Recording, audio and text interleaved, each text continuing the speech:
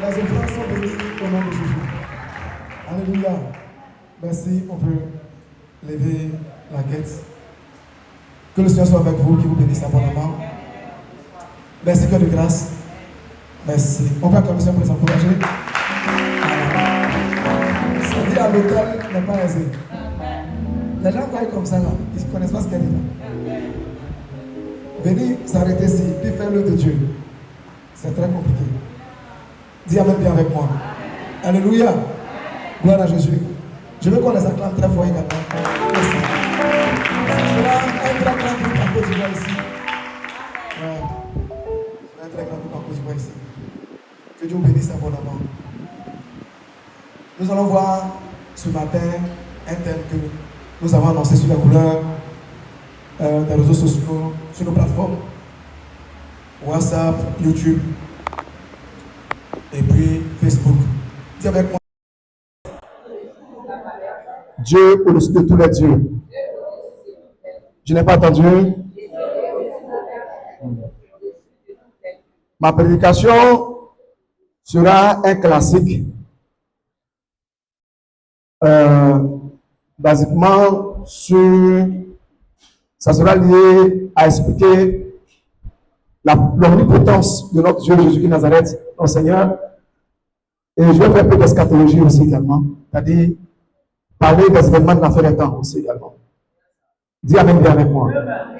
Ici, je ne parle pas de la fin des temps. Aujourd'hui, je vais commencer à parler de cela parce que faut que l'Église, que vous êtes corps de Christ, vous soyez conscients dans ce à quoi vous êtes embarqués avec Jésus-Christ Nazareth. Dis Amen bien avec moi.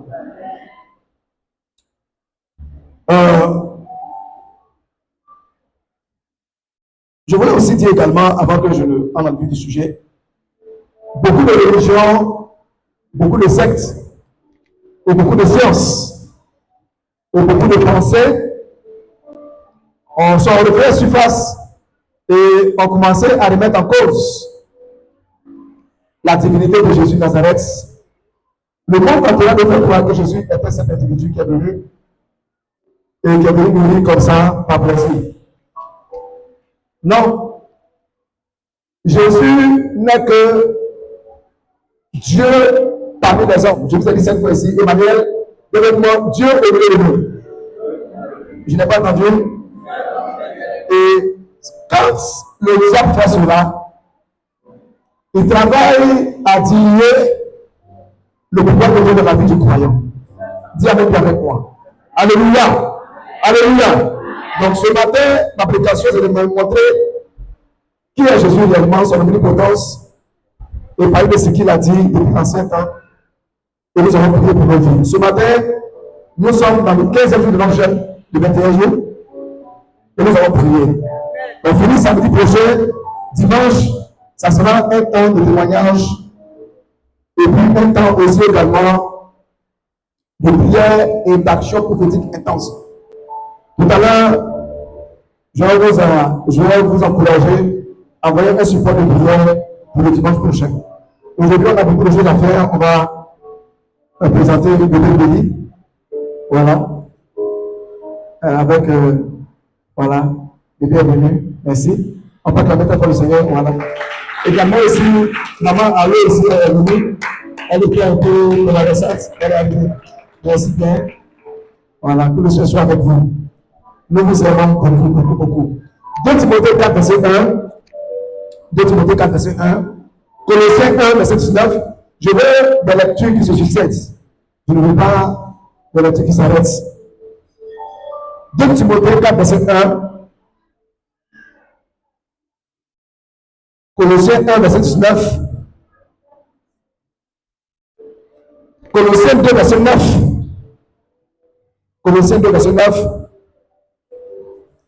Colossiens 2, verset 9. Je reprends. 2 Timothée 4, verset 1. Colossiens 1, verset 19. Et puis Colossiens 2, verset 9. Oui, rapidement, on fait la lecture. 2 Timothée, chapitre 4, verset 1. Vas-y. Je t'en conjure devant Dieu et devant Jésus-Christ. Tu dois juger les vivants et les morts.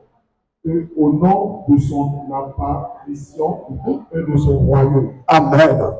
Au nom de son apparition et de son royaume. Paul dit à Timothée, je t'en conjure devant le Seigneur Jésus-Christ de Nazareth, qui jugera tous les vivants et tous les morts.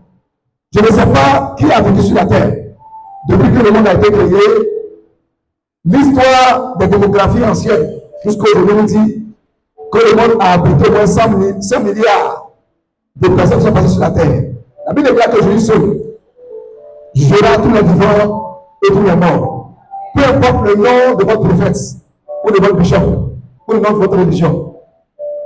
Depuis le monde ancien jusqu'à le monde présent et le monde futur, Jésus est le seul qui jugera les vivants et les morts. Et le Coran même à part, et tous les deux livres anciens aussi à part, il est le seul qui jugera les vivants et les morts. Dis Amen bien avec moi.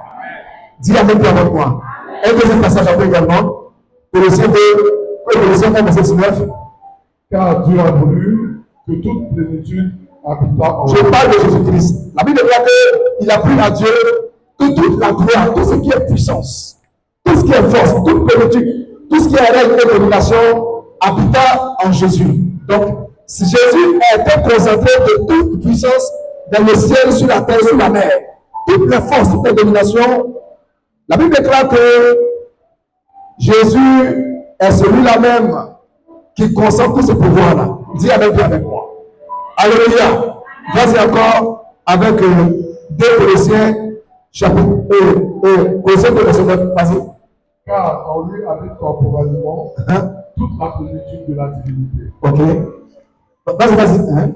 Car en lui habite corporellement toute la plénitude de la divinité. Ok. Vous avez tout pleinement en lui. Ok. Qui est le chef de toute domination Ok. et de toute autorité. Jésus-Christ, c'est en lui qu'habite pleinement toutes les autorités, toute puissance. Il est le chef de toutes les autorités et de toutes les puissances. C'est moi, il est le chef. Je n'ai pas dit avec moi, il est le chef. De tout quoi? De tout quoi? De l'autorité et de quoi? De toutes les puissances. C'est avec moi toutes les autorités, toutes les puissances et toutes les dominations. Je vous ai dit tantôt que le diable travaille à nous distraire et à nous faire perdre le fil de ce que Dieu a décidé pour nous. Dis Amen avec moi. Gloire à Jésus. Gloire à Jésus. Et le diable travaille ces temps-ci, comme on dit sur les réseaux sociaux, les gens, le diable travaille à semer la confusion dans votre tête. Pour ne pas que vous croyez en Dieu. Dis avec moi. On peut acclamer ce nom pour la venue de mon peuple. Christ. J'ai la vie. Ça va? Wow, merci. Ça fait bien. Que le Seigneur soit avec toi. Dis Amen avec moi. Gloire à Jésus. La Bible déclare que Christ est le chef de toute autorité. Avec moi, chef de toute autorité. Je n'ai pas entendu. Vous voyez que les débats entre les religions tout autour de qui est grand. Jésus a dit ceci, voilà les paroles de lui-même. Et personne n'a contesté ces paroles. On va prendre avec moi le livre de Jean, chapitre 17, verset 2. Jean 10, verset 18. Jean 11, verset 27. Au fait, je vais vous expliquer quelque chose avant que j'aille dans le vif du sujet. Je vais parler de qui est Jésus réellement. Et mon thème ce matin, dis avec moi, Jésus de Nazareth. Je n'ai pas entendu. Dieu est le Esprit de Dieu. Beaucoup parmi vous qui êtes là, si vous n'avez pas Jésus là, beaucoup étaient déjà morts. Je vous dis la vérité. Il y a longtemps, on avait déposé fleurs sur votre tombe. D'autres même déjà, arbres allaient pousser sur le tombe. Je vous dis la vérité. Famille dans laquelle on est issu là, il ne sait pas Jésus. Frère, quand vous partez aux ancêtres de vos cousins, souvent de vos parents, souvent proches, pas parce que vous avez le meilleur médecin, non, hein? C'est parce que vous êtes caché, votre âme est cachée en Jésus-Christ dans les lieux célestes. Dis Amen bien avec moi. Alléluia. Alléluia. Il y a des maladies qui me sont arrivées. J'ai vu des frères avoir la même maladie, ils sont morts.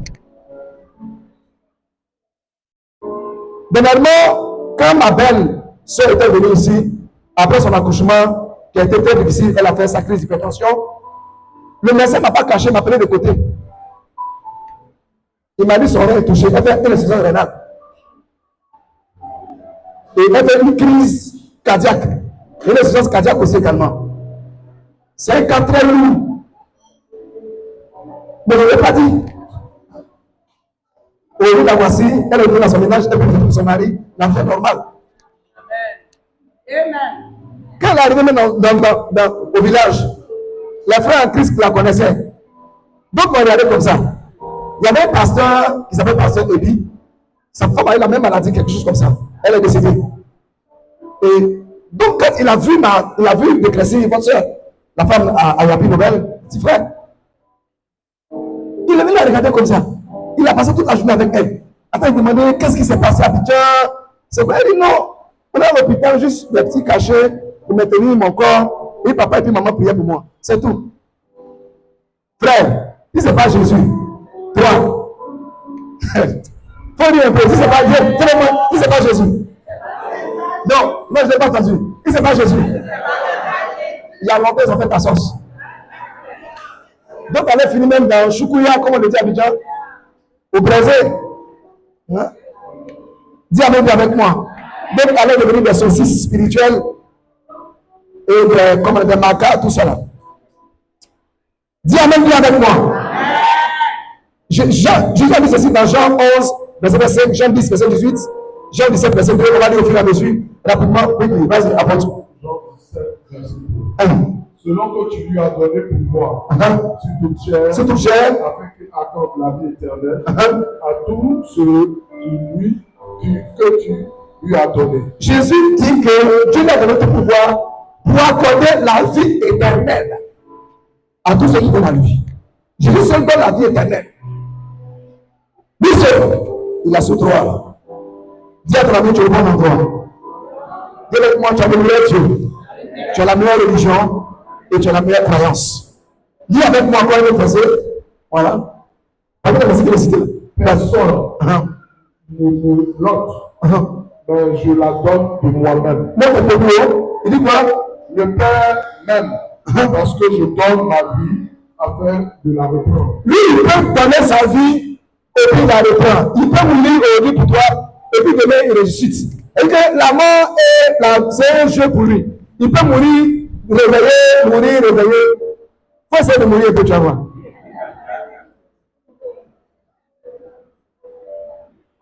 Hein? Il y a des gens qui sont dans le coma, les parents n'ont pas pu juger, qui sont réveillés à la mort. Je connais un oncle là. Ils tombent malades quand on creuse donc ils se réveillent.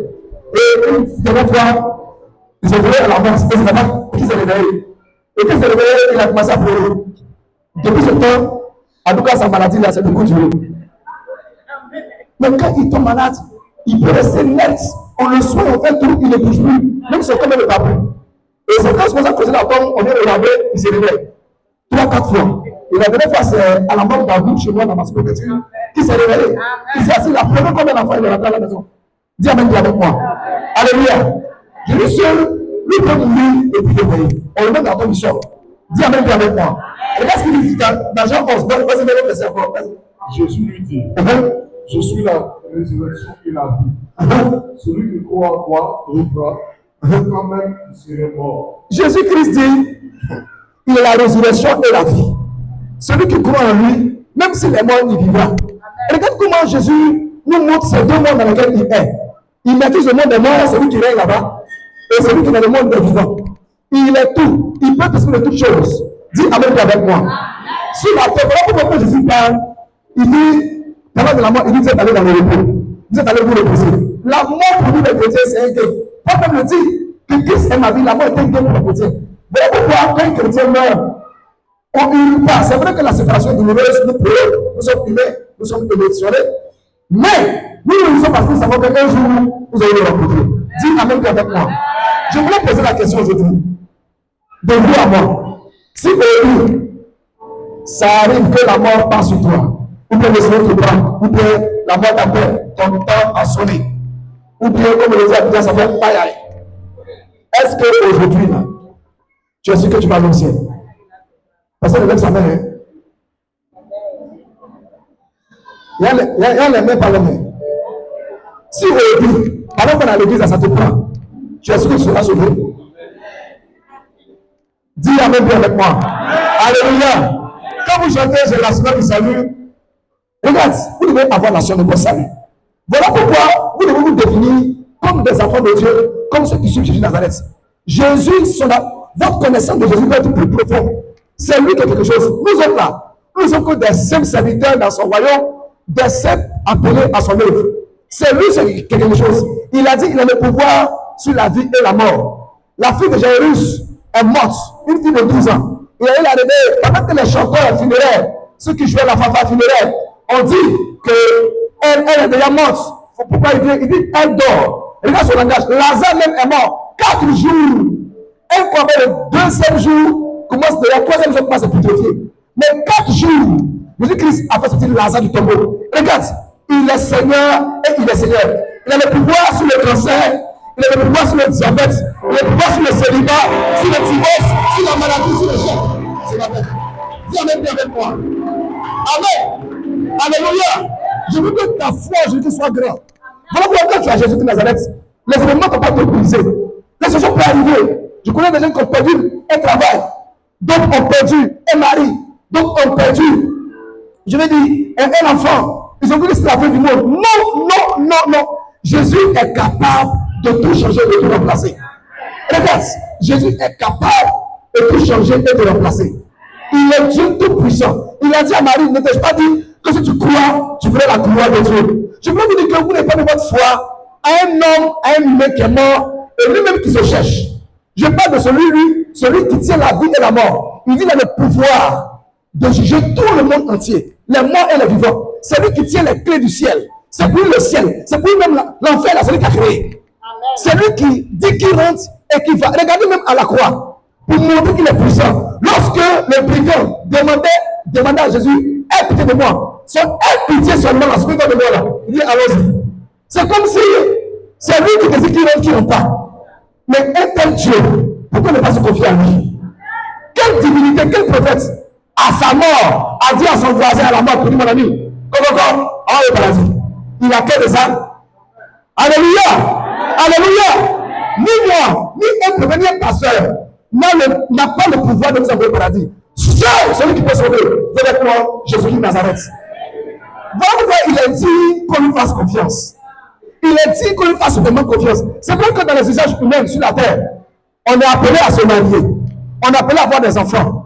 On est appelé à avoir des cas, des voitures, des maisons, tout ça. C'est une acquisition qu'on a sur la terre.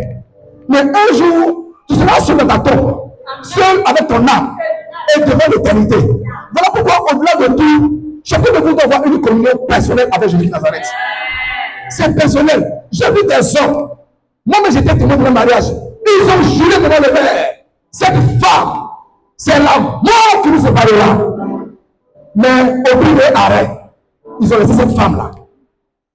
J'ai vu des gens qui disaient, mon fils qui est mort là, je vais mourir avec lui dans la tombe. Je vais mourir avec lui. Il prenait son fils. Mais quand il avait appelé son fils, je l'ai vu avec un gros plat de foufou et une bonne sauce carpe. Il a commencé à me dire, mais c'est pas lui qui va mourir son fils là. Nous sommes des hommes. Nos amours sont éphémères. L'amour des hommes, on les a acquis sur la terre. C'est au cours de la vie qu'on a eu ça.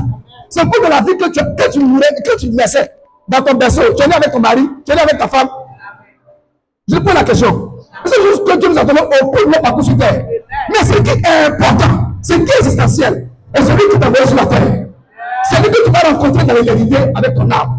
Voilà pourquoi votre communion avec Jésus de Nazareth doit être sans pareil. Avec moi, ma communion avec Jésus de Nazareth. Avec moi, non négociable. Je n'ai pas entendu. Il faut le dire encore fort. Voilà pourquoi Paul dit, ni les choses de la terre, ni les choses à venir, ni les choses dans le ciel, pour me séparer de l'amour de Dieu manifesté en Jésus-Christ pour moi. Jamais. Avec moi, jamais. Mais je n'ai pas entendu. Encore fort. Jamais. Il y a un monsieur un jour qui fait des affaires et il fait du courtage dans l'assurance. Il avait les marchés et le Seigneur lui a dit, écoute, ton travail que tu fais là, je veux que tu contribues une partie de tes biens dans le ministère que ton pasteur dirige. Il dit qu'il a compris. Et donc, il a commencé à donner 20% de son revenu au lieu de la dîme. Il doublait la dîme au Seigneur pour faire contribuer l'œuvre de Dieu. Et Dieu a commencé à lui, il a commencé à avoir des gros marchés. Je le connais très bien, je l'ai pratiqué. Quand il s'est marié, il a coupé de moitié. Sa femme se plaît pour lui, mais tout cet argent, parce que c'est beaucoup d'argent. Hein? Souvent, 2 fois la dîme, souvent c'est des millions. Et c'est devant sa femme que souvent il empile l'argent dans les enveloppes. Il prie et dimanche, il envoie à l'église, il donne à son pasteur. Elle a trouvé que c'est trop d'argent. Il y a trop de charges. Et ainsi, il a commencé à diminuer la part du Seigneur jusqu'à ce que ses affaires collapsent, ses affaires sont tombées. Et rien ne marchait pour lui. Et lorsque la crise de 2010 en Côte d'Ivoire est arrivée, il a fait le bureau, on a tous fui. Il est revenu en 2011, il a repris. Mais moi, je l'ai vu à un mariage. Je crois que lui aussi, il était venu pour un ami. Et puis, moi aussi, je suis venu aussi pour quelqu'un d'autre. Et c'est comme ça qu'on s'est rencontrés là-bas. Vous savez, je lui ai demandé, mais et ta femme? Il dit, ah, parce que tu n'as pas vu. On s'est resté. Tu sais combien de temps? Il dit, non, ça fait 6 ans. Elle a sa grande soeur qui, la même relation avec un béguiste. Elle est partie. L'amour des hommes est éphémère. Regarde, quand tu es avec ta femme et ton mari dans le lit, qu'est-ce qu'il te dit là? Il faut croire ça comme ça. Mais ne mets pas de la foi dedans. Quand tu mets toute ta foi, pourquoi il y a des gens qui ont hypertension de Goumet? Moi, Goumet va me donner hypertension. Déjà, il faut te forger que c'est un homme. Il est changeant. Même ton pasteur, il est homme, il est changeant. On dit, non, j'ai quitté l'église, elle est passée à déconner. Et puis, ta foi était sur le pasteur. C'est un mangeur de placali, c'est un mangeur de foutou, il a ses besoins, il est humain, sauf que Dieu a mis son esprit sur lui pour partager la parole de Dieu avec vous. C'est tout. Dis Amen avec moi. Rien ne vous sépare de l'amour de Jésus-Christ Nazareth. Dis avec moi, rien. Jésus a dit qu'il est Seigneur. Il guérit les malades. Il a dit, je vous donne tout pouvoir dans le ciel et sur la terre. Jésus seul a donné pouvoir et force à ceux qui le suivent de chasser les démons. Quel Dieu qui peut dire à ses serviteurs, quel prophète, il n'est pas prophète, quel messie qui peut dire, messager, qui peut dire à ses serviteurs, allez, guérissez les malades, chassez les démons. C'est que les pierres ont fait, nous on le fait aujourd'hui. Dis Amen avec moi. Alléluia. Je vous pose la question, qui a cru à la parole? Et un jour, une situation, tu étais malade, tu as prié et le Seigneur t'a guéri. Je vous pose la question ici. Vous ne levez pas la main? Ok. Vous avez cru en qui? Vous avez cru en qui? Alléluia. Alléluia. Jésus seul a dit ce pouvoir qu'il a là. Il nous donne aussi. Mais il a donné à un Indien. Il a donné ça à un Français. Il a donné ça à qui? Frère, soeur, c'est pour que je continue de parler. Je voulais dire à quelqu'un que Jésus seul est Dieu. Dis avec moi, il est Dieu. Je n'ai pas entendu. Dis avec moi, Emmanuel. Dieu avec nous. Je dis avec moi, Emmanuel. Dis avec moi, Dieu est avec nous. Il a prêté un corps à l'ambassade de Christ venir visiter les hommes. Dieu n'a pas changé.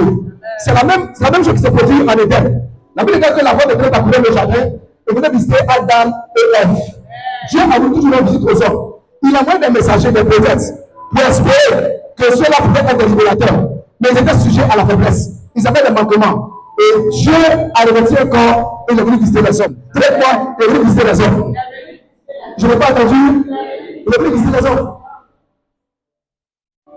Et il dit là où il va, on va le rejoindre. Dis Amen avec moi.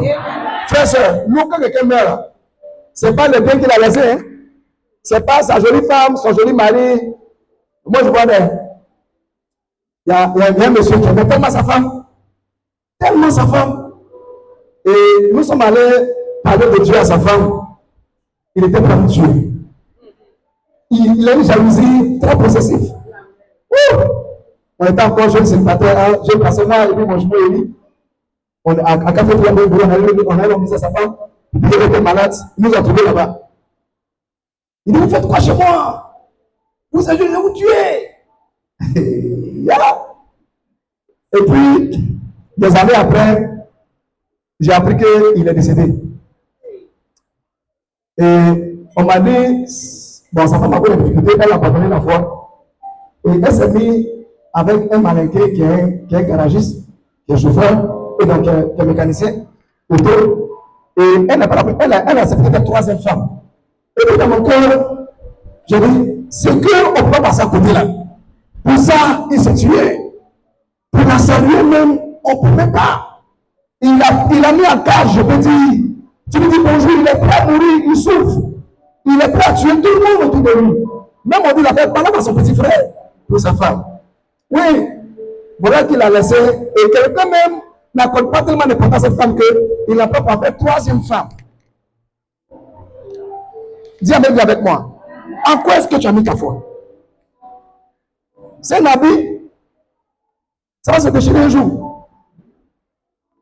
Un jour, j'ai vu un habit que je portais qui a fini en morceaux dans la cuisine d'une femme que je connais. Elle peut changer sauce. Cet habit-là, j'ai acheté il y a longtemps. Et quand ça s'est éteint, c'est devenu poussé. C'est en quoi tu as mis ta confiance? Où est-ce que tu as mis ta confiance ce matin? Je te pose la question. C'est quoi? C'est en quoi tu as mis ta confiance? Dis avec moi, Jésus-Christ de Nazareth. Dis avec moi, il a dit de confiance. Je n'ai pas entendu. C'est que le diable essaie de faire aujourd'hui à notre temps. Écoutez-moi très bien.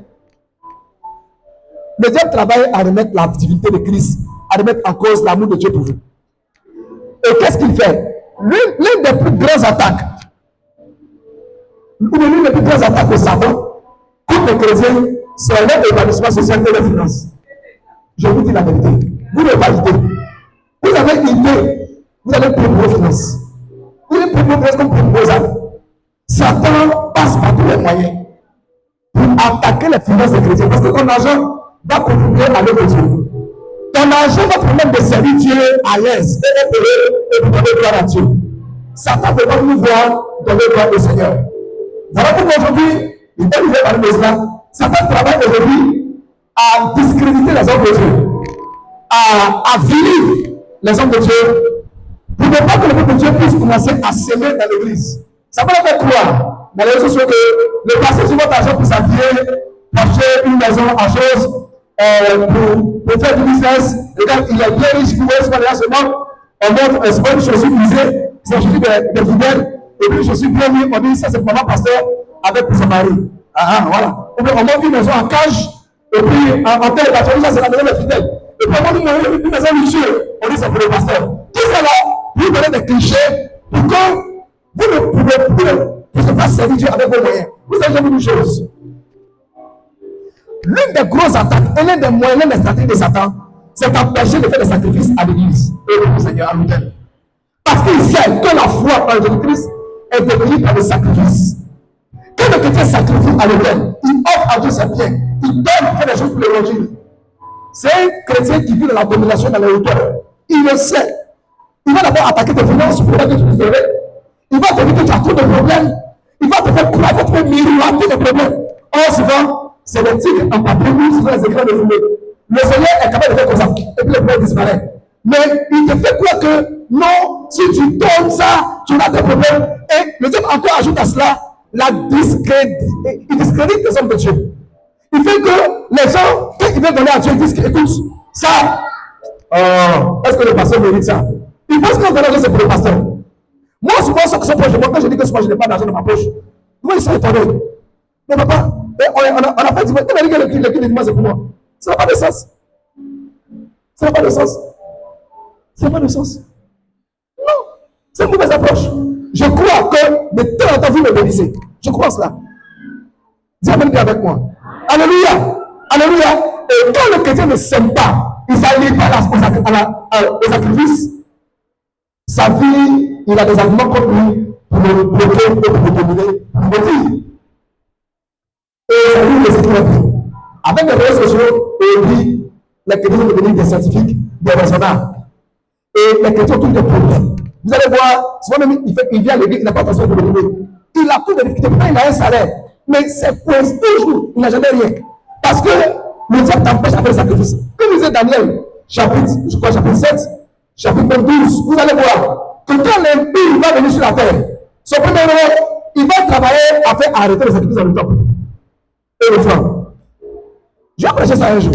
Il va travailler, l'antéchrist, son rôle dans l'esprit des gens, dans la fin des temps, c'est de travailler pour faire cesser le sacrifice et le franc à l'autel. Parce Parce qu'il sait que c'est la clé de la foi. C'est la clé de la domination. C'est la clé du règne.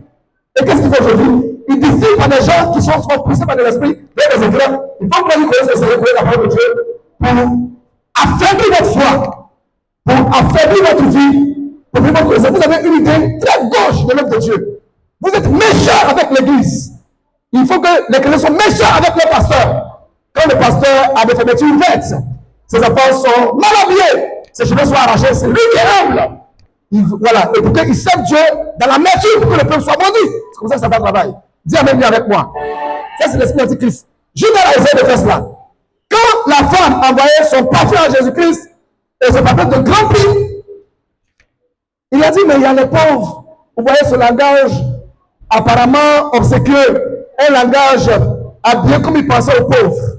Mais il avait des intentions malsaines. Judas, l'esprit de Judas travaille encore dans l'église. L'esprit de Judas, c'est que Dieu mérite les fausses choses, les faux parfums. Le parfum, c'est l'adoration. Hein. Donc Jésus mérite la fausse adoration. Il mérite qu'il ne soit pas adoré. Il ne mérite pas les bonnes adorations. Il ne mérite pas les bonnes offrandes. Il mérite ce qui est vide, ce qui n'a pas de valeur. Et Judas, dans sa pensée, avait un plan jusqu'à ce qu'il allait livrer Jésus. Aujourd'hui, l'esprit de Judas travaille dans le corps de Christ.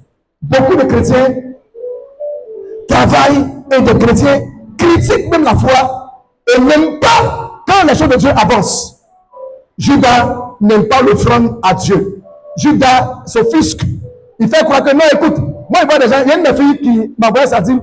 Elle pense qu'elle me donne trop de service. Tout le temps, moi, me fait dépôt de sa dîme. Elle dépose sa dîme. Quand il pose sa dîme, je dépose ça quelque part. Je me dis, il faut le garder pendant 7 mois. Et il faut donner ça à papa Boatin, à ton père. Un jour, elle se lève, non, comme c'est la fin du mois là, ce mois-là, vraiment, j'ai à cœur de donner à l'une de mes cousines qui a des problèmes. Je vais donner ma dîme. Je vais donner ça aux orphelins. Et ma fille, la dîme n'est pas pour toi. Ça n'a jamais été pour toi, mais pour dire que tu vas diriger.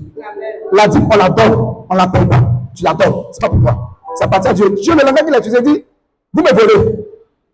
On ne vole pas quelque chose qui n'appartient pas à quelqu'un. C'est pas pour Israël que Dieu dit que vous m'avez volé. C'est que dans les poches, Dieu dit que vous avez volé. Dieu pourrait dire, vous ne m'avez pas donné. Mais vous avez volé. C'est le langage qu'il a utilisé. Ça veut dire que nous sommes pas ce qui appartient à Dieu dans les poches. Même parce qu'il y a dans ta poche là, il y a pour Dieu dedans. Et quand tu ne donnes pas, tu voles. Aucun voleur n'ira au ciel. Dis Amen bien avec moi. Ton amen est trop faible. Hein? Ton amen est trop faible. Je parle amen ici. Je parle amen ici. Et ça, je me dis, il faut te taire, laisse ça. Oh, vous avez fait le bilan après. Covid est passé sur elle. Elle est la seule qui a été licenciée. Je crois que je l'ai reçue un jour. Elle est venue ici hurler comme si elle n'a jamais travaillé. Elle donne maintenant chez nous ses soeurs. Elle a dit, tu sais, tu es trop enfant. Tu ne connais pas la Bible. Tu ne connais pas la parole de Dieu. Ceux qui savent que c'est Dieu qui a donné le travail, ceux qui savent qu'ils dépendent de Jésus de Nazareth, n'ont pas de problème en nous donnant en retour ce qu'ils demandent. Dis Amen bien avec moi. Mais pour ceux qui se fétichent là, c'est vrai, c'est un peu ça, petit, vous réclame. Mais quand tu sais que c'est Dieu qui t'a donné, tu n'as pas peur de donner à Dieu. Parce qu'il est capable de te donner avec moi encore et encore. Judas, l'esprit de Judas dans l'église, l'esprit de Judas, c'est l'esprit qui n'aime pas qu'on offre des sacrifices à Dieu. Satan n'aime pas ça. Et il fait croire que l'église, les chrétiens, donnent l'argent au pasteur. Il faut que le pasteur a 5 voitures, 8 voitures. Écoute-moi, je vais vous dire une chose. Hein. Je vais ouvrir un peu une petite parenthèse. 80% des bishops que vous voyez en Côte d'Ivoire ici, là, les papas que nous voyons, je ne dis pas de nom, qui sont élevés là, 90% sont dans le trading. Beaucoup investissent en bourse. Beaucoup investissent dans les affaires. Beaucoup ont des gros business. L'argent n'a rien à voir avec l'église, je vous l'avais dit. Je connais un bishop que vous connaissez très bien. Vous aimez bien ces chants. Il ne prend pas de salaire dans son église. Il ne prend pas d'offrande dans son église. Il est le premier contributeur. Même que celui qui l'a donné. Quand il a dit que je suis le 3e contributeur dans mon église, Christ Ambassi, là, il ne croyait pas. Oui. Parce que souvent, les hommes aussi, on ne connaît pas donner à Dieu pour être béni. Non, on ne passe pas à ça. Quand on faisait les travaux, tous mes comptes étaient en rouge. Pourquoi? Mais parce que moi, j'ai pensé ça à l'ancien. Je veux aussi être béni. Donc quand Dieu me bénit, il ne faut pas forcément voir ça. Je connais des personnes qui ont donné tous les moyens, ont vendu tout ce qu'ils ont. Je connais des pasteurs qui ont vendu leur voiture, vendu tout ce qu'ils avaient pour que l'œuvre de Dieu avance. Ah, aussi bien béni. Donc, comme ils connaissent ces lois-là, qu'il faut que Dieu les bénisse, on dit que non, c'est l'âme de l'église. Et regarde, je vais vous dire une chose. Beaucoup se tombent sur la vie des gens. Et beaucoup d'hommes de Dieu aussi sont issus de familles. Donc, beaucoup, moi je connais un pasteur qui est de Crédiabo, soit pas mourant, c'est parce que ça est derrière. Et un jour, ces personnes ont dit non, non, pasteur, change de voiture, tout cela. Il a dit, vous ne connaissez pas mes sources de revenus. Dieu va faire grâce de sortir d'une bonne famille, c'est tout. Donc, il a mis un comité de gestion, les gens gèrent l'argent. Ils ne peuvent même pas faire les charges. Lui, il vient de construire sa propre maison. Il a fini, il a fait une deuxième maison. Et quand ils sont venus le voir pour dire, pasteur, comment tu fais? Il dit non. Parce qu'après qu'on est passé là, on est des extraterrestres ou bien on est animal. On est ici de famille où on a posé quelque part, on peut avoir un parent qui est de l'autre côté qui nous envoie l'argent. Vous faites du business pour eux. On a une vie comme vous. Et très souvent, le diable te fait croire que tu donnes trop et qu'ils sont riches. Mais il y a quel mal même que le pasteur soit riche? Il y a quel problème? Lui n'est pas humain. Le moment où on arrive là, si moi je m'habillais comme un fou ici, vous allez venir ici? Dis-toi que je connais tes chocolats. Hein? Moi, mes filles, quand on est dans les épreuves avec Kougon, aucune elle est venue, elle a fait un bon de parfum, le papa tient. Il m'a dit, pourquoi tu me mets un parfum? Et papa, l'odeur qui passe, ça ne me plaît pas. Ah! Dis avec moi, ah! Oui! Elle n'a pas l'honte. Elle a le courage de me dire de me parfumer. Dis même bien avec moi. Dis même bien avec moi. Alléluia! Gloire à Jésus! Gloire au Seigneur! Et Satan travaille aujourd'hui à affaiblir l'église. L'église est faible parce que l'église ne met pas de sacrifice à Dieu. Dis même bien avec moi. Alléluia!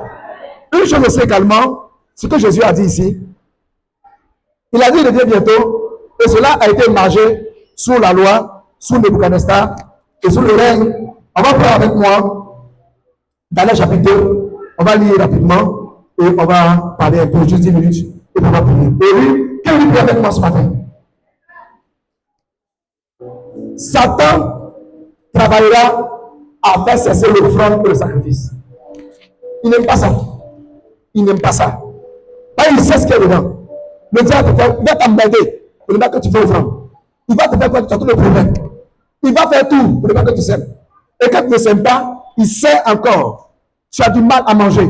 Tes enfants tombent malades. Le bailleur arrive. Il coince encore. Il a les pleins arguments devant Dieu pour t'emmerder, pour te presser. C'est une loi. La loi, il n'y a pas de pitié dans la loi. La loi reste la loi. Dieu n'est pas un homme pour pleurer. Dieu prépare. Les anges préparent et ils ont de l'esprit. Et c'est la loi, et regardez. Si eux-mêmes, ce qu'ils ont dit à Moïse et que les fils d'Aaron n'ont pas obéi, ils ont tué deux fils d'Aaron. La vie est normale, elles n'ont pas de problème avec ça. C'est nous on pleure, c'est nous on fait finir. Et puis il dit à Aaron, il ne faut pas pleurer. Il ne faut pas faire funérailles. La vie est normale. Il a dit à Ézéchiel, ce qui fait de ton cœur sera pris aujourd'hui. Ézéchiel 24. Ézéchiel a perdu sa femme. Et la vie est normale. Dieu n'a pas. Il dit, il faut pas faire de deuil. C'est normal. C'est comme ça. Comme ça, Israël va perdre les gens. Dis amen bien avec moi. Dieu est esprit. C'est nous on pleure, c'est nous on hurle, non parce que Dieu a pitié. Non, regarde, écoute-moi très bien. Vous devez être capable de vous aligner selon les lois, selon la parole que vous pouvez évoluer. Dis amen bien avec moi. Alléluia. Alléluia. Vous laissez délibérément aux démons et aux dévoreurs de venir s'asseoir dans vos finances, c'est dans votre vie et vous pensez. Et il fait avorter toutes les promesses de votre vie. Vous voyez une opportunité qui arrive et puis on ne vous appelle plus. Vous voyez une grâce qui arrive, un travail qui arrive et puis ça n'aboutit pas. Vous voyez une connaissance que vous avez, il vous coupe, il vous déconnecte. Satan vous fait avorter vos bénédictions parce que vous n'avez pas compris le principe du sacrifice. Dis amen plus avec moi. Alléluia. Parce que Satan n'aime pas voir les chrétiens être riches. Il n'aime pas.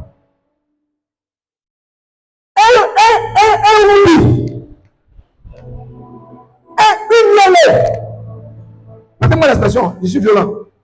Un fou, un petit musicien, peut aller chanter ses dents en or, mais une narine en diamant, porter des chaînes de milliards et de milliards, ça ne pose pas de problème au monde. Non, ça n'a pas de problème. Il n'a pas de problème à ça. Un rappeur vient chanter n'importe quoi. Il a 5, 6, 7 voitures. Ceux qui font les rap ivoires, hein? Ils vont prendre jet privé ici, ça ne pose pas de problème. Mais un pasteur, la gars voit un petit SUV, Ah, les 4-4 là. Suivez. Sachez ce fauteuil. Ça fait mal à Satan. Je parle. Comme un pasteur peut avoir.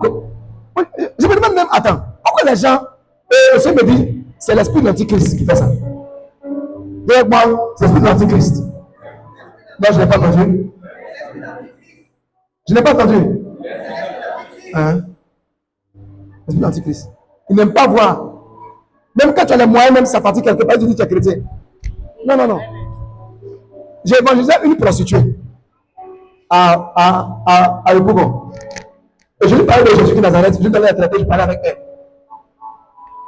Quand elle avait de ses billets fortune là, son argent là, ça y est là qu'on paquet. Elle fait mal les gens dans le quartier. Ça peut pas permettre à quelqu'un. Elle est marraine. Elle allait même changer même tous ses organes en Turquie. Comme ça, le BBL là. Ça pose pas de problème. Mais le jour où j'ai porté costume, quelqu'un m'a offert une bonne paire de vert.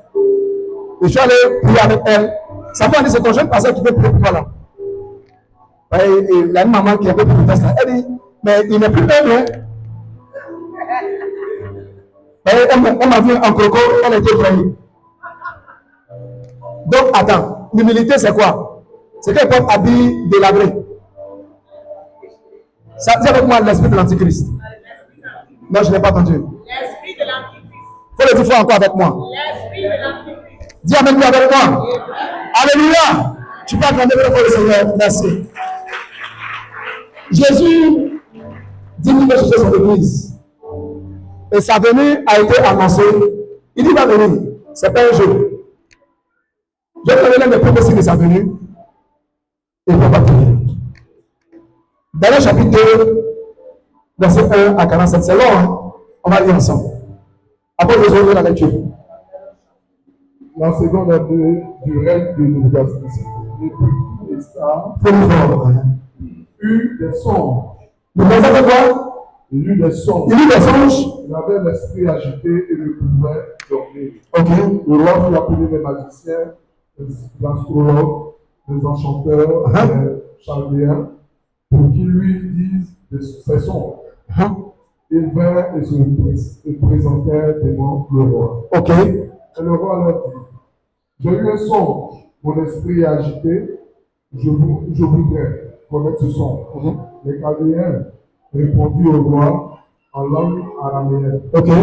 Ô roi, vis éternellement, tu le songes de tes serviteurs et nous te donnerons l'explication. Ok, rapidement. Le roi a repris la parole et dit aux Chaldéens, la chose m'est échappée.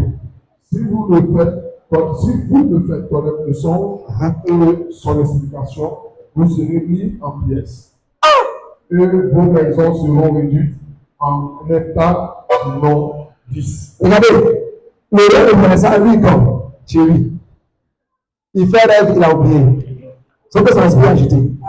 Il appelle ses frères spirituels, ses mentors, les magiciens, les astrologues, ceux qui vont dans la lune. Il dit, mais pour la bonne aventure, il leur dit, venez ici, vous êtes dans le palais, vous prenez à moi. Vous m'avez les mains du roi. Dites-moi mon rêve. Et puis, donne-moi l'explication. Ils sont allés, ils sont venus vers le roi. Non, le roi vit éternellement. C'est vrai ce que tu as dit, c'est bizarre, mais toi, il faut expliquer ton songe. Et puis, nous, on va te donner. Faut que ton songe, te donner l'explication. Le roi dit oui. Vous pouvez dire que c'est un quoi. Si vous ne me dites pas mon rêve, vous ne pouvez pas dire sorcier. Vous ne pouvez pas dire sorcier. Dis à ton ami, vous ne pouvez pas dire sorcier. Dites-moi mon rêve. Et donnez-moi l'explication ici. Sinon, vous serez mis en pièces. Et votre maison sera un tas d'humanité, un tas de rue. Allez, mettez-moi au travail. Ah, qu'est-ce qui s'est passé encore? Vas-y, vous dites le songe et son explication. Vous recevrez de moi le don et des présents et des grands honneurs. C'est pourquoi dites-moi le songe et son explication. Il répondit pour la seconde fois que le roi dise le songe et ses serviteurs et nous en donnerons l'explication. Le roi reprit la parole et dit, écoutez bien, Je m'aperçois en vérité que vous voulez gagner du temps.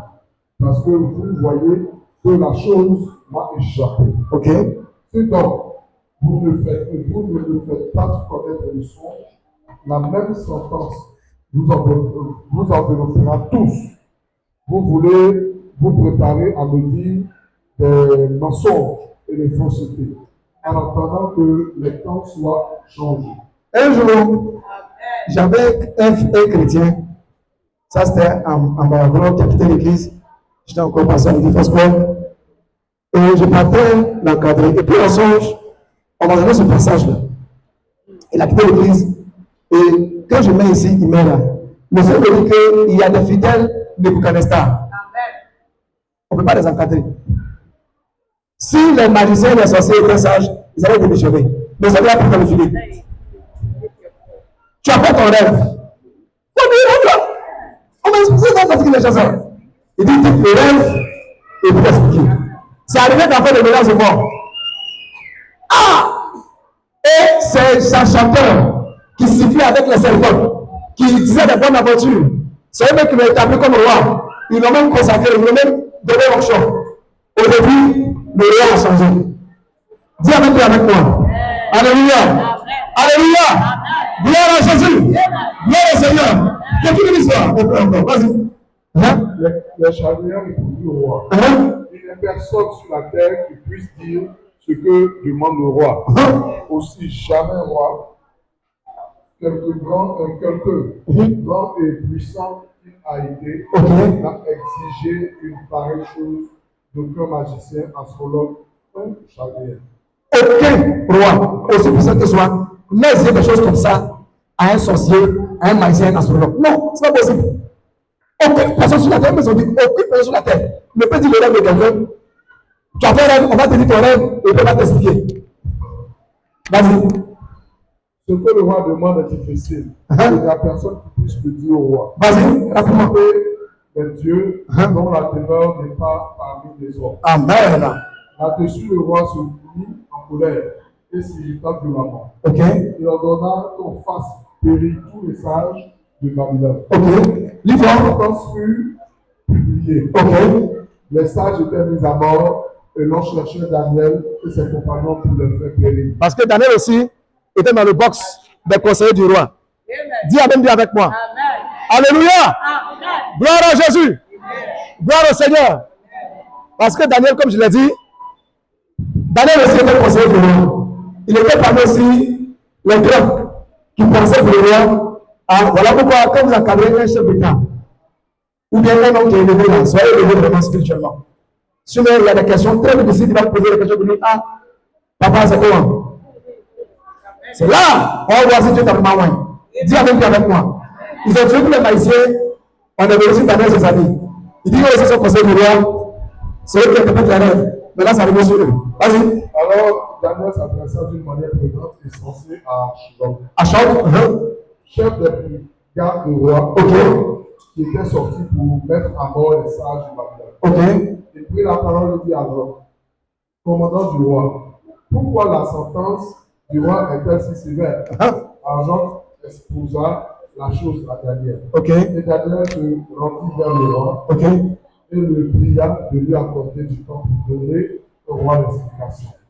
Ensuite, Daniel alla dans sa maison et il instruisit de cette affaire Anania, Michaël et Azaria, Amen. Ses compagnons. Je prie qu'en cette saison, Dieu te lève les Daniel dans l'église. Dans l'entreprise de ton patron, que tu sois un Daniel. Tu sais de le problème est compliqué. Quand c'est élève les Daniel dans l'église, le Seigneur élève les Daniel dans l'entreprise, élève les Daniel dans la nation ivoirienne, que le Seigneur élève les Daniel dans tous les domaines de la vie en Côte d'Ivoire. Dis Amen avec moi. Daniel avait dit à ses amis, il était en haut. L'heure est grave. Dis avec moi, l'heure est grave. Continue. Vas-y. S'engagea à implorer les efforts de Dieu des cieux, afin qu'on ne pas périr Daniel et ses compagnons, avec le reste des sages de Babylone. Alors le Seigneur fut révélé à Daniel dans une vision pendant la nuit. Et Daniel bénit le Dieu des cieux. Amen. Daniel prit la parole et dit, béni soit le nom de Dieu d'éternité en éternité. Ok. À lui appartient la sagesse et la force. Ok. C'est lui qui change les temps et les circonstances. Tu vas aller jusqu'au verset 30. Vas-y. Si Vas-y. ce secret m'a été révélé, ce n'est point elle en moi une sagesse. On a vu Daniel maintenant devant le roi. Le Daniel dit au roi, tout ce qui m'a été révélé, c'est pas parce que je suis fort. Mais vas-y. Supérieure à celle de tous les vivants. Mais c'est en fait que l'explication soit donnée au roi. Amen. Et que tu connaisses les pensées de ton cœur. Écoutez-moi. Allez-y. Au roi, tu regardais et tu voyais une grande statue. Ok. Cette statue était immense. Et d'une splendeur extraordinaire. Écoutez bien. Et elle était. Il explique le rêve. Devant toi, et son aspect était terrible. Ok. La tête de cette statue était d'or, ok, d'or pur, sa poitrine et ses bras étaient d'argent, ok, son ventre et ses cuisses étaient d'airain, ok, ses jambes de fer, ses pieds en partie de fer, ok, et en partie d'argile. Ok. Tu regardais lorsqu'une pierre se détacha sans le secours d'une main, ok, frappa les pieds ok, de fer et d'argile, et la statue et les mis en pièces. Ok. Alors le fer, l'argile, l'airain, l'argent et l'or furent brisés ensemble. Ok. Et devinrent comme la balle qui s'échappait d'une aire en épée. Amen. Le vent les apporta et nulle trace n'en fut retrouvée. Wow. Mais la pierre qui avait frappé la statue était une grande montagne. Dis-le quoi? Une grande montagne. Dis-le une grande montagne. Continue, hein? Et remplit toute la terre. Wow. Voilà le son. Nous en donnons l'explication devant le roi. Vas-y. Ô roi, tu es le roi des rois, car le Dieu des cieux t'a donné l'empire, la puissance, la force et la gloire. Ok. Il a remis entre tes mains en quelques lieux qui habitent les enfants des hommes, les bêtes des champs et les oiseaux du ciel. Vas-y. Il t'a fait dominer sur eux tous. C'est toi qui es la tête d'or. Ok. Après toi se lèvera un autre royaume, moins que le sien. Puis un troisième royaume qui sera d'airain et qui dominera sur toute la terre. Il y aura un quatrième royaume fort comme du fer, de même que le fer brise et rompt tout. Et il brisera et rompra tout comme le fer qui met tout en pièces. Amen. Continue. Comme tu as vu les pieds et les orteils en partie d'argile, le portier et en partie de fer, ce royaume sera divisé. Mais il aura en lui quelque chose de la force du fer. Parce que tu as vu le fer mêlé avec l'argile. Et comme les doigts des pieds étaient en partie de fer et en partie d'argile, ce royaume sera en partie fort et en partie faible. Tu as vu le fer mêlé avec l'argile parce qu'ils se mêleront par des alliances humaines. Mais ils ne seront point unis l'un à l'autre. De même que le fer ne s'allie point avec l'argile. Wow. Dans le temps de ces rois, le roi des cieux suscitera un royaume qui ne sera jamais détruit. Wow. Et qui ne passera point sous la domination d'un autre peuple. Il brisera et anéantira tous ces royaumes-là. Et lui-même subsistera éternellement. C'est ce qu'elle dit la pierre que tu as vu se détacher de la montagne sans le secours d'aucune main. Et qui brisera, qui a brisé le fer, les reins, l'argile, l'argent et l'or. Le grand Dieu a fait connaître au roi ce qui doit arriver après cela. Le songe est véritable et son explication est certaine. Alors le roi Nebuchadnezzar tomba sur sa face et se prosterna devant Daniel et ordonna qu'on lui offrit des sacrifices et des pâques. On va applaudissements très fort du Seigneur.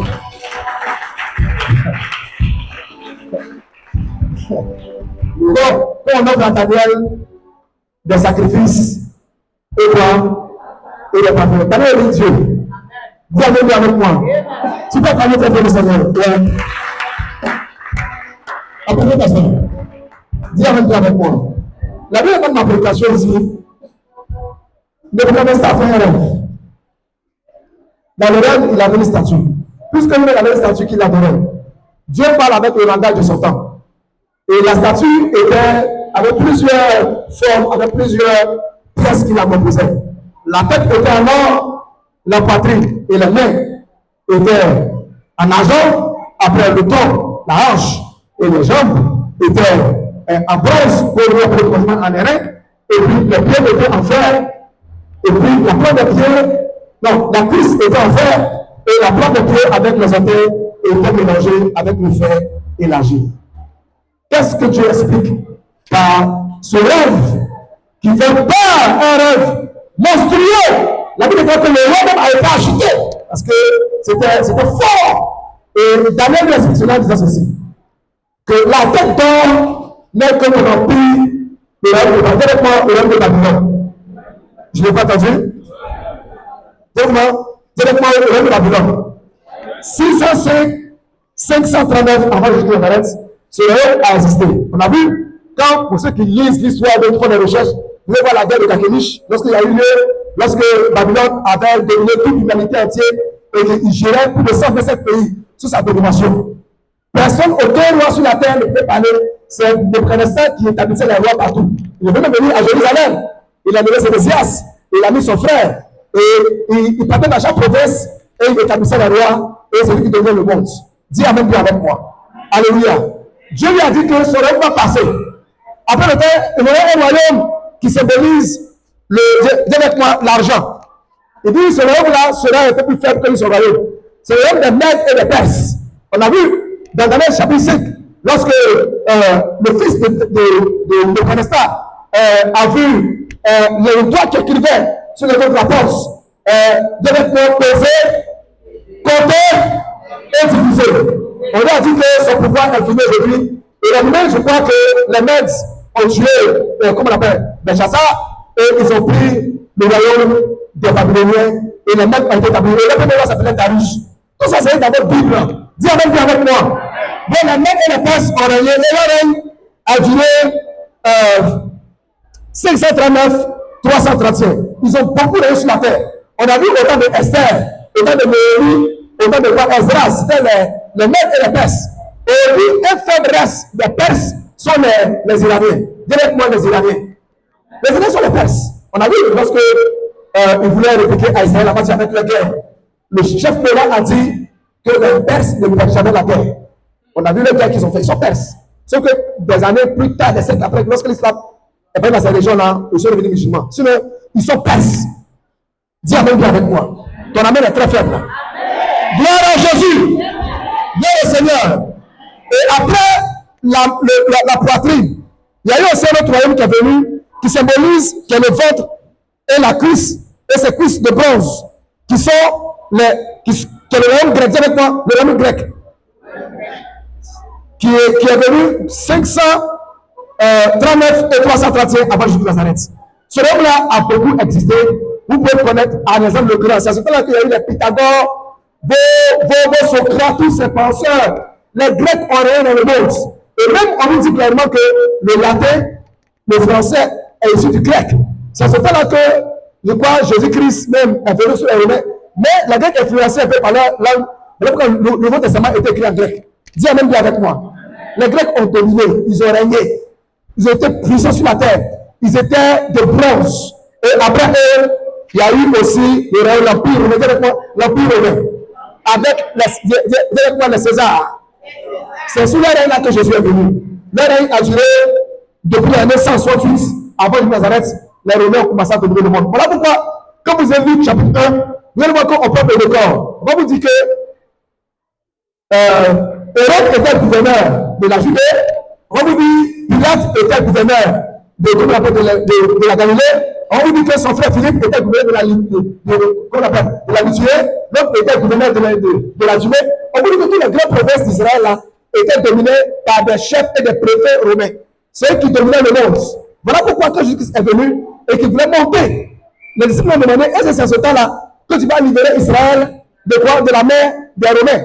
Dis Amen bien avec moi. Vous allez voir que toujours quand on menait quelqu'un au supplice et qu'on l'amenait pour aller l'arrêter et qu'on voulait l'interroger, on le liait toujours aux Romains. On dit, tu ne payes pas à César, ou bien tu n'es pas ami des Romains, ou bien on l'envoie devant les Romains. C'est les Romains qui disent un mot avant qu'on te libère. Voilà pourquoi Paul, comme il est né en Cilicie, il était juif, il est né en Cilicie, quand tu mets dans une ville romaine, tu as certains Romains. Quand on le frappait, il a dit, si c'est un Romain, les Romains, directement les Romains dominaient. Tu es là avec moi ce matin? Alléluia. Et le règne a existé. Jusqu'à ce qu'aujourd'hui, il y a le dernier règne qui est dans ça qu'on est. Et ce règne-là, c'est le pied et les orteils. Directement le pied et les orteils. C'est un fer mélangé avec l'argile. C'est ce que Daniel disait dans le verset 33 de Daniel 2. Il dit qu'il y a un dernier royaume. Mais ce royaume-là, Jésus son règne là, qu'il y a une pierre qui s'est détachée sur une montagne. Et ça veut dire cogner le pied. Donc c'est sur ce règne de pied-là, avec les orteils là, que cette pierre va se détacher pour venir renverser le système. En fait, il a dit également dans le présent de son rêve que de manière que l'argile ne peut pas s'aligner avec le fer, ils seront en partie forts et ils seront en partie fragiles. Aujourd'hui, dis avec moi l'ONU, dis avec moi les États-Unis, dis avec moi l'OTAN, dis avec moi la Ligue européenne, dis avec moi l'Union européenne, dis avec moi la Grande-Bretagne. Aujourd'hui, la guerre que l'Ukraine fait à la Russie nous montre carrément leur fragilité. Dis Amen bien avec moi. Alléluia. Ils sont forts militairement. Par moment, lorsqu'ils ont fait frapper Kadhafi ici. Mais, ils sont fragiles économiquement. Pourquoi? Pendant que les États-Unis, ou bien l'Europe du West, veut aller en guerre, les États-Unis, ils sont là pour chercher les taxes.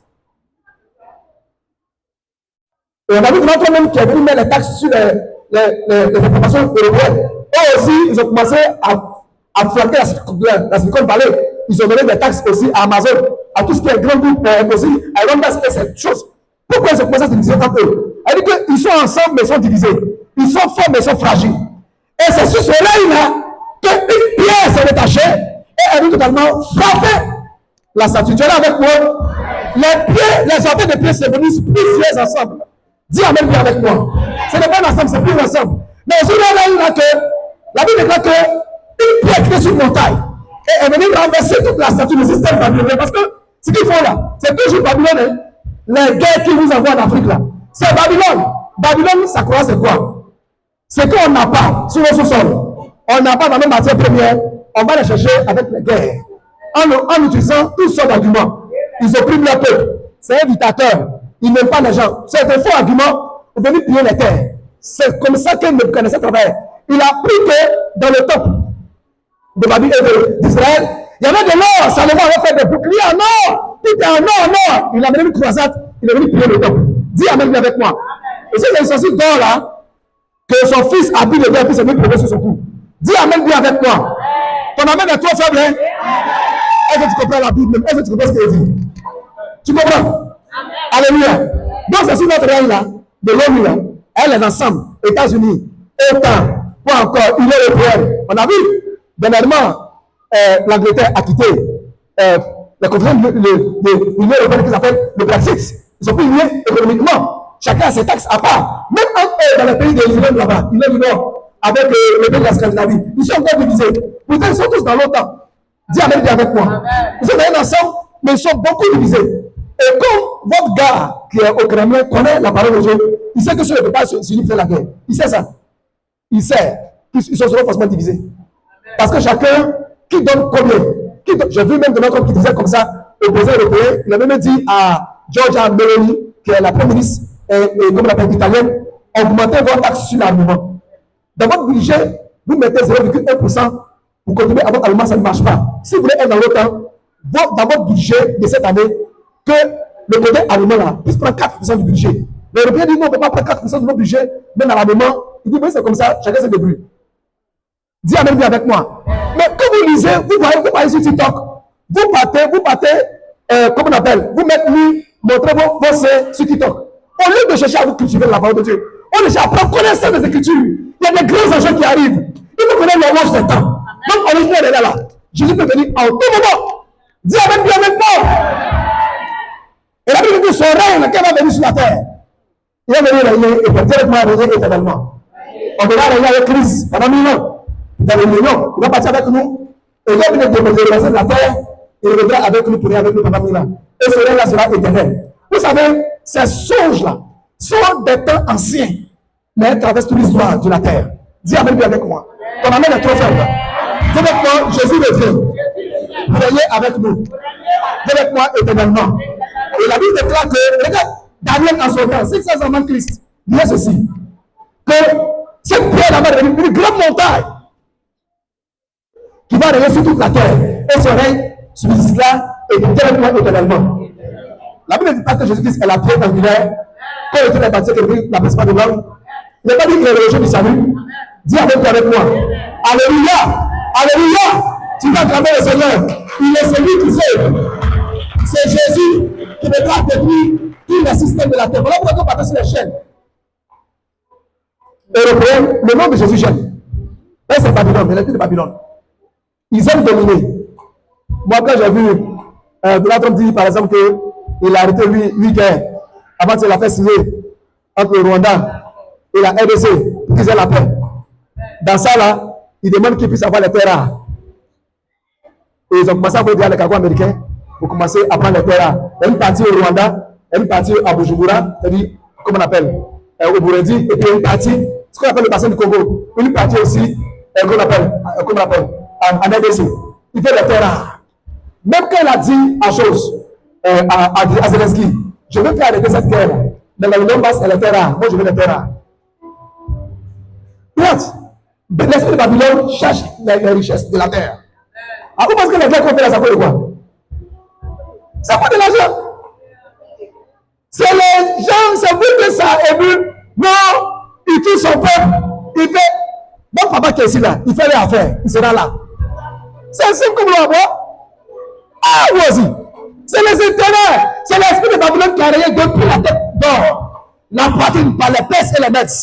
Par le ventre qui étaient les Grecs. Par les jambes et par les cuisses qui étaient les Romains. Jusqu'à ce qu'on arrive à ce système-là. C'est le même esprit de Babylone. Quand vous faites les démarches de Babylone là, c'est l'esprit de Babylone. Devenez les petits peuples pour annexer la terre, prendre ce qui est riche et mettre des verrouilles. Des gens qui travaillent pour eux comme des sous-préfets. Ça n'a pas changé. Mais Jésus serait là que Christ viendra. Directement, Christ viendra. Comme Jésus revient là, ne joue pas, hein. Ne plaisante pas, hein. Ça peut te supporter en tout moment. Dis Amen bien avec moi. Dis avec moi, Jésus-Christ. Dieu. Et le Seigneur de Dieu. Donc, on parle de Jésus là, ça dépasse vos affaires de petits trucs, de quoi, cabas. Non! Non, je parle de l'histoire du monde. Je ne parle pas des petits trucs qui est en l'an 600, qui est mort, qui a eu 9 femmes, mais cette femme a eu 6 ans. Laisse ça là. Ça dépasse ça. On parle de Dieu qui a décidé la terre.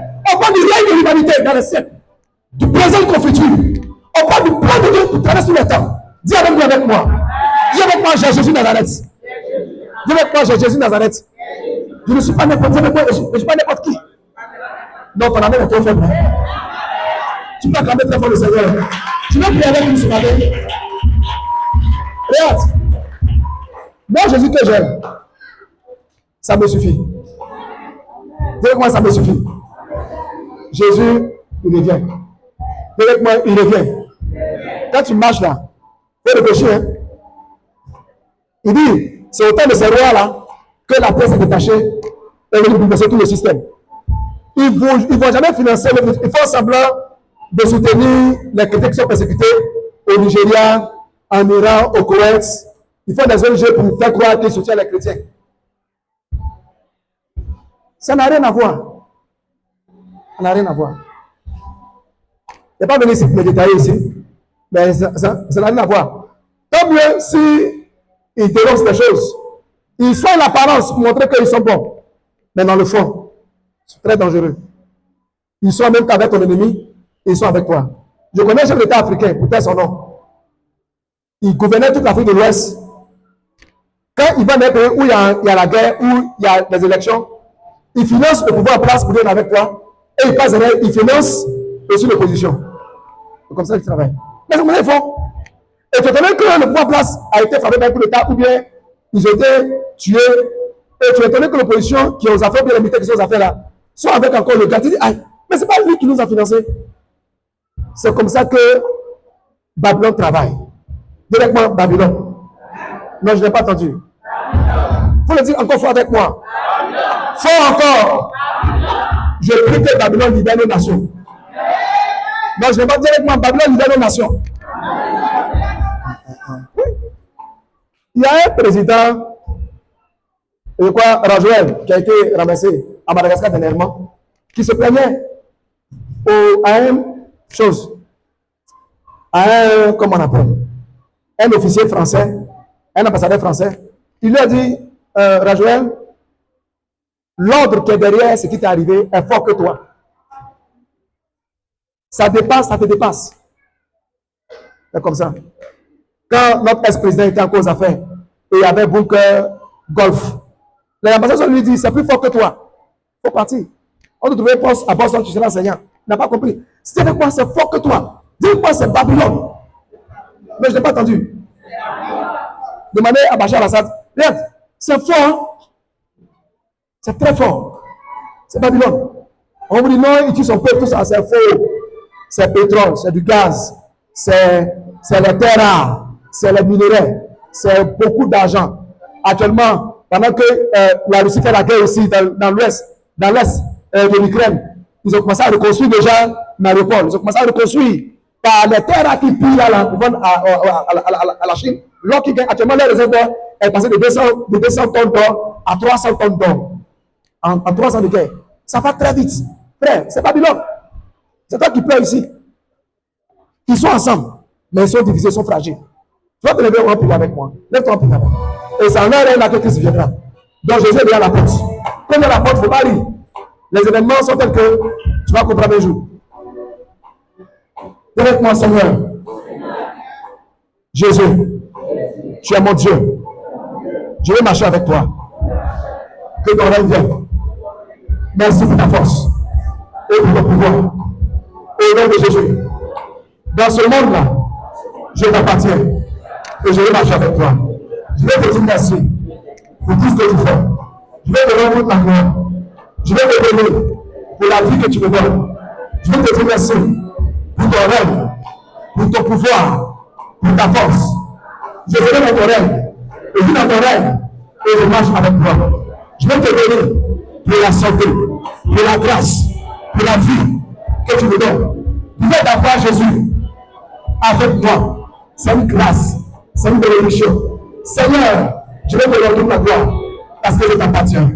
Et nom puissant de Jésus, commence à élever la gloire et commence à dire merci à Dieu.